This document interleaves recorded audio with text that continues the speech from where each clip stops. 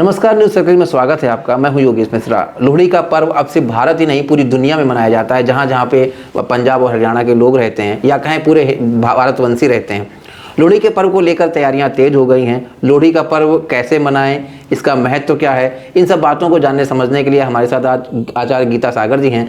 Ma'am, news circle में आपका बहुत बहुत स्वागत है। धन्यवाद। मैम, लोहड़ी का पर्व प्रकृति संरक्षण को भी समर्पित है। लोहड़ी का पर्व मनाने के पीछे खास अवधारणा क्या है, क्यों मनाया जाता है?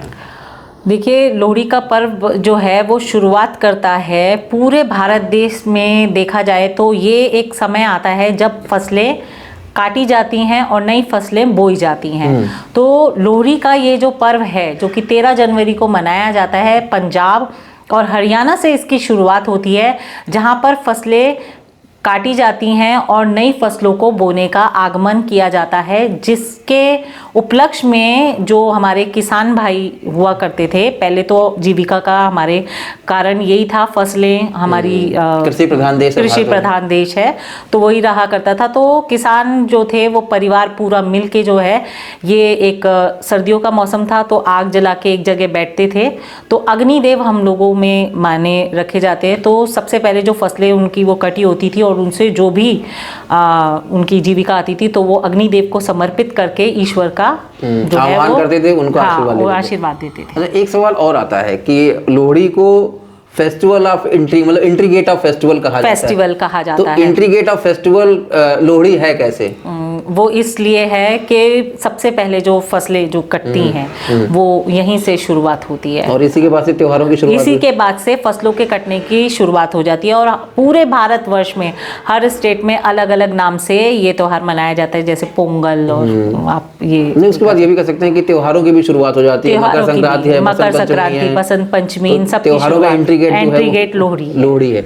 अच्छा मैम, एक सवाल और आता है कि लोहड़ी मनाने की क्या प्रक्रिया है कि जो नवविवाहित हैं, जिनकी अभी पिछले साल हुई है शादी, उनकी पहली लोहड़ी है, वो खास तौर पे क्या उपाय करें, कैसे मनाएं वो? देखिए, जैसे जो नवविवाहित जोड़े हैं इस बार, तो उन लोगों को ज़्यादातर हम देखते हैं कि जो जेंट्स हैं उनको तो रहता है कि हमारी जो इनकम वगैरह का है उसके लिए मन्नत मांगनी है, या जो लेडीज़ होती हैं, दादी वगैरह घर में बुजुर्ग होती है, उनको पोता चाहिए होता है नवविवाहित जोड़े के लिए। तो अपनी खुशहाल ज़िंदगी के लिए, धन संपत्ति, पुत्र और इन सब के लिए, अगर आपको लोहड़ी, जैसे ये लोहड़ी का त्यौहार है कल, इसमें अगर आप हाथ में गुड़ और जल लेके 7 परिक्रमा मतलब इसकी अग्नि की करके जो भी मन्नत मांगेंगे वो ज़रूर पूरी होती है।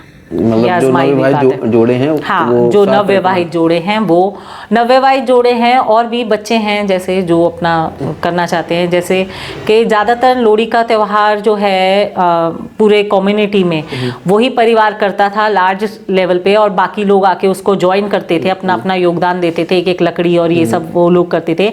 जिस घर में नई शादी हुई होती है या जिस घर में बच्चा कोई मतलब पोता, खुशी का मौका होता है, तो वो कम्युनिटी का एक जो प्रधान वो देश होता है और मतलब जो व्यक्ति होता है वो इस एकजुटता का प्रतीक है। पूरा परिवार एकजुटता है, एक हो जाता है। अच्छा, लोहड़ी को लेके एक बहुत सारे पारंपरिक गीत हैं, सुंदरिये मुंदरिये, कौन बेचारा रे, तो इन सब गानों का क्या महत्व है लोहड़ी में? देखिए, ये सब अपनी खुशी को जाहिर करने का सब लोगों का मतलब कम्युनिटी के जितने भी लोग हैं, जो भी लोग हैं, उनका एक भाव होता है।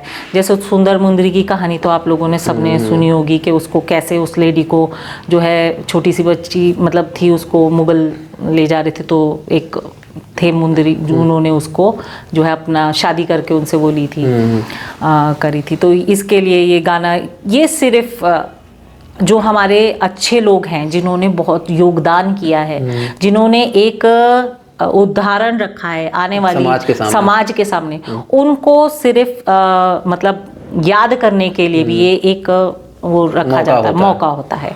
तो मैम, आपका बहुत बहुत आभार, आपने लोहड़ी के बारे में हमें विशेष जानकारी दी। लोहड़ी की पूरे देशवासियों को शुभकामनाएं। फिलहाल अभी के लिए इतना ही, अगले एपिसोड में फिर किसी मुद्दे पर चर्चा करेंगे। तब तक के लिए मुझे दीजिए इजाजत। नमस्कार।